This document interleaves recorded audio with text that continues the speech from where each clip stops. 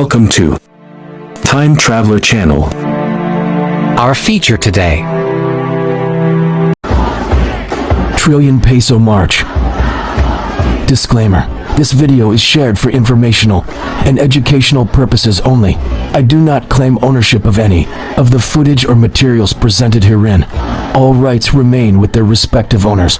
The sole intention of this content is to document and promote awareness against corruption and to encourage public understanding. No copyright infringement is intended. September 21st, 2025. Nationwide protest rally.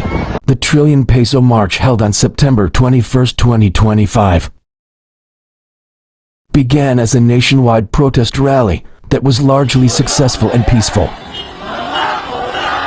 Across the country, citizens from all walks of life gathered to voice their demands for transparency.